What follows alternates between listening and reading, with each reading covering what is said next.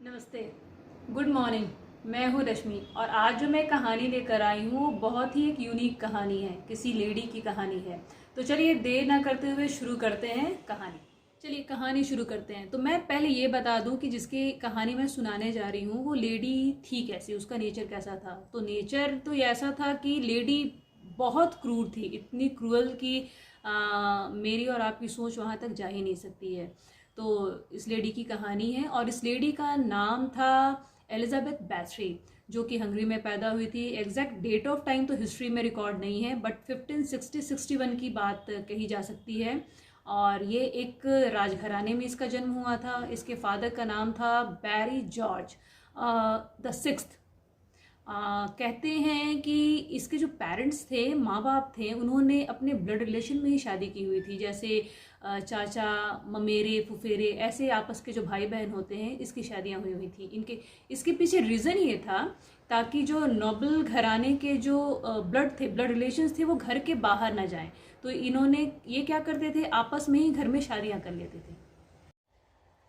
Elizabeth के पास बहुत social power रहा और इन्फ्लुएंस रहा। एलिज़ाबेथ की एजुकेशन बहुत हायर रही। इतना सब कुछ होते हुए भी एलिज़ाबेथ हेल्दी नहीं थी, उसको लाइफ लॉन्ग दौरे पड़ते रहे। इसकी मेन वजह बताई जाती है एपिलेप्सी। और epilepsy most probably family inbreeding के रीज़न के चलते आया था। अब ये 16th सेंचुरी था, तो एपिलेप्सी का कोई प्रॉपर एक्चुअल इलाज तो था नहीं, लेकिन हिस्ट्री रिकॉर्ड के हिसाब से, डॉक्टर्स के हिसाब से उस समय बहुत सारे घिनौने और अजीबोगरीब इलाज डॉक्टर्स के द्वारा निकाले गए। तो सबसे पहला इलाज जो ये निकाला गया, जैसे नॉन एपिलेप्टिक कोई इंसान हो, उसके खून को एपिलेप्टिक रोगी के लिप्स पर रख दिया जाए, थोड़े से उसके ड्रॉप्स डाल दिए जाएं, ताकि धीरे धीरे वो रोगी कंज्यूम करे और धीरे धीरे ठीक हो सके। तो ये था पहला इलाज। दूसरा इलाज जो था वो ये था कि जैसे नॉन एपिलेप्टिक कोई इंसान हो, उसके खून के साथ उसके ही स्कल, खोपड़ी के चूरन बना करके और उसको मिक्स करके किसी रोगी को पिलाया जाए। और ये इलाज को सबसे अच्छा इलाज माना गया। अब ये ऑब्वियस सी बात है कि ये राजघराने के थे, तो राजघराने के लोगों के लिए ये ज़्यादा संभव हो जाता है कि वो अपने बच्चों को अच्छे से अच्छी शिक्षा और इलाज प्रोवाइड कर सकें। एलिजाबेथ के साथ भी ऐसा ही हुआ। उसके माँ बाप ने अच्छे से अच्छे डॉक्टर्स, अच्छे से अच्छे इलाज देने की कोशिश की। तो एलिजाबेथ इन दो इलाजों को बचपन से फॉलो कर रही थी। तो बहुत से लोगों का ऐसा मानना है, क्योंकि बचपन से ये दो इलाजों को वो फॉलो कर रही थी, तो वो हैबिचुअल हो गई, मतलब हैविली वो खून पर डिपेंडेंट हो गई। लाइक जैसे धीरे धीरे खून कंज्यूम करना उसकी ये नेचर में आ गया। एलिजाबेथ की लाइफ हर रॉयल लड़की की तरह रॉयल ही बीती। एलिजाबेथ की एजुकेशन बहुत अच्छी रही। उसने स्कूल में लैटिन, हंगेरियन, ग्रीक भाषाएं सीखी। और बताया जाता है हिस्ट्री रिकॉर्ड के हिसाब से कि 16 साल की उम्र में एलिजाबेथ एंगेज हो गई। जिस लड़के के साथ एलिजाबेथ की एंगेजमेंट हुई थी उसका नाम था फेरेनिक नेडेस्टी। बाद में जो ये फेरेनिक था वो चीफ कमांडर बना हंगेरियन ट्रूप्स का in the war against Ottomans. अब बात करते हैं फिर से एलिजाबेथ की। कहते हैं 13 साल की उम्र में, शादी तो उसकी 15 साल में हुई, लेकिन उससे पहले की बात करते हैं। 13 साल की उम्र में एलिजाबेथ ने एक बच्चे को जन्म दिया। ये बच्चे का पिता फेरेनिक नहीं था। बताया जाता है कि जो घर में, राजघराने में जो नौकर चाकर काम करते हैं, उन नौकरों में से कोई एक इस बच्चे का पिता था। अब चूंकि ये बच्चा जो था ये पूरे राजघराने के रेपुटेशन को ख़त्म कर देता, और घर में माहौल कुछ और हो गया था, काफ़ी गुस्सा हो गए थे लोग। तो बैथरीज जिस पर बहुत भरोसा करते थे, वहाँ की कोई एक लोकल औरत थी, तो उन्होंने इस बच्चे को उस लोकल औरत को दे दिया। एलिजाबेथ जब 15 साल की थी और फेरेनिक 19 साल का था, तब दोनों का विवाह हुआ। और कहते हैं कि इतनी रॉयल शादी थी, क्योंकि दोनों राजघराने से थे, और इस शादी में जो गेस्ट आए थे वो भी काफ़ी रॉयल, और 4,500 से 5,000 तक रॉयल गेस्ट थे इस शादी में। तो क्योंकि एलिजाबेथ का जो सोशल स्टैंडर्ड था वो फेरेनिक से काफ़ी हाई था, तो फेरेनिक ने एलिजाबेथ के का जो लास्ट नेम था वो ले लिया। जबकि नॉर्मल केस में ऐसा देखते हैं कि पत्नी जो होती है वो पति का नाम लेती है।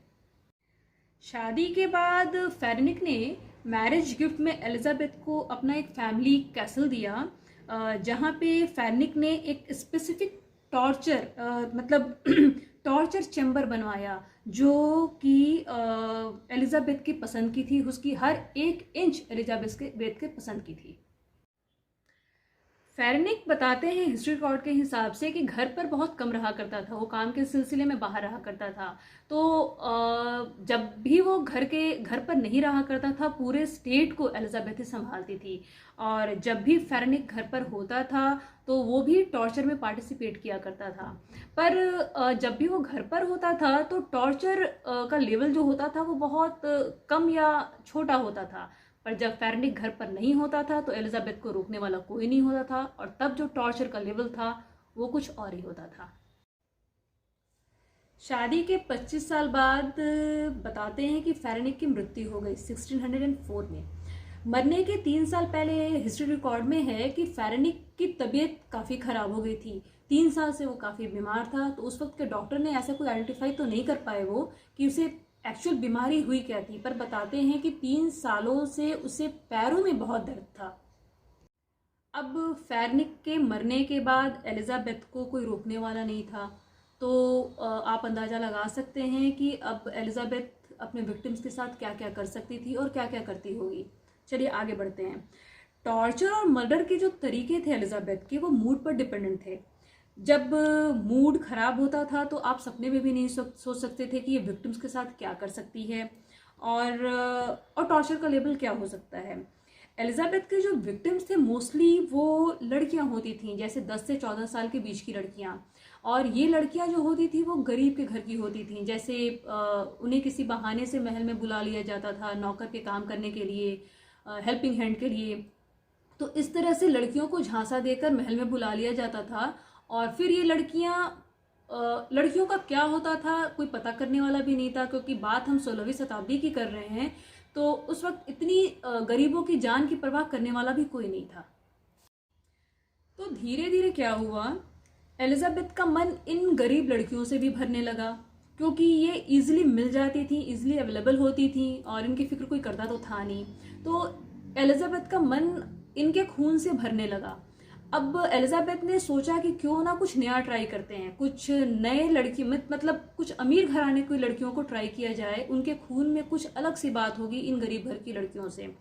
तो अच्छा एक बात और, अमीर घर के जो लोग थे, जो रॉयल घराने थे, वो अपनी लड़कियों को एलिजाबेथ के पास भेजते थे, क्योंकि एलिजाबेथ मैंने पहले ही बताया है वो काफ़ी एजुकेटेड थी।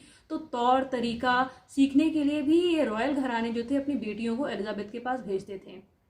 दूसरी बात, एलिजाबेथ के 4 साथी थे जिस पर एलिजाबेथ काफ़ी भरोसा करती थी। और ये जो 4 साथी थे वो ये काम करते थे, मतलब लड़कियों को बाहर से अंदर लाने का काम। उसके बाद लड़कियों का क्या होता था भगवान जाने।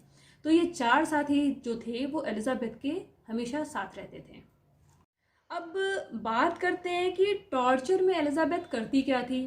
तो टॉर्चर में एलिजाबेथ लड़कियों को सीवियरली पीटती थी। पहले इतना पीटती थी कि कहते हैं कि पहचान करना मुश्किल हो जाता था कि लड़कियों के बॉडी पार्ट्स में ये सिर है, हाथ है या पैर है या पेट है।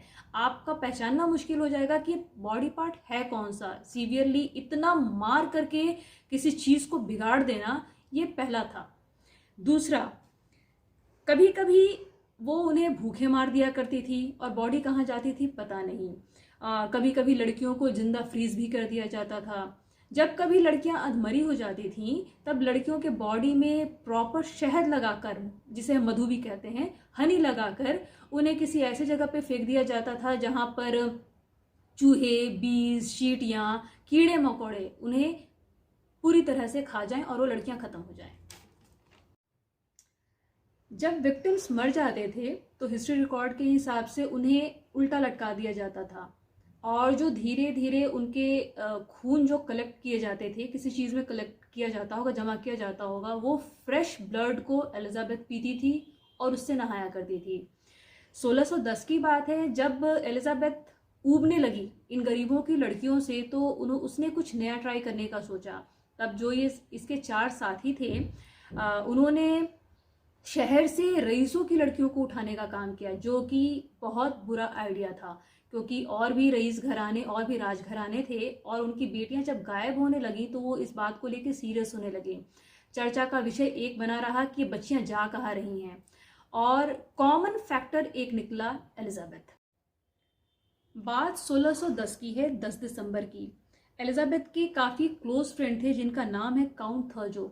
उन्होंने डिसाइड किया कि वो इन्वेस्टिगेट करेंगे और बात अंदर की पता करेंगे कि ये र्यूमर्स है या सच है। तो वो कैसल के अंदर जाते हैं और पता करने की कोशिश करते हैं कि बात कितनी हद तक सच है।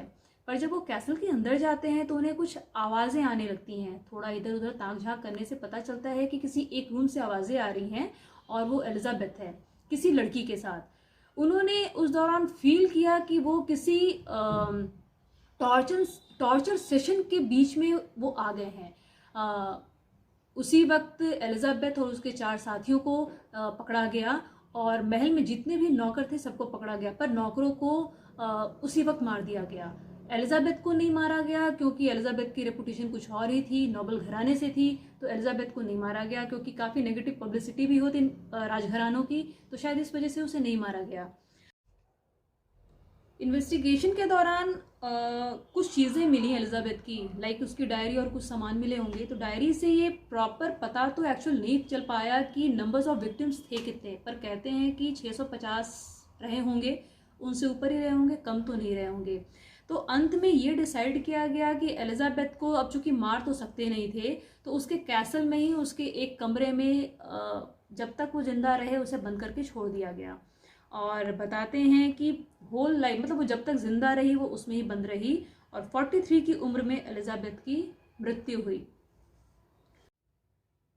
तो ये थी एलिजाबेथ बैथरी द ब्लड काउंटेस की कहानी। और अच्छा लगे तो लाइक कीजिए, सब्सक्राइब कीजिए, जो कि बिल्कुल फ्री ऑफ कॉस्ट है। तो इस कहानी को मैं इधर ख़त्म करती हूँ और फिर मिलेंगे एक नए वीडियो में। तब तक के लिए राधे राधे, नमस्ते।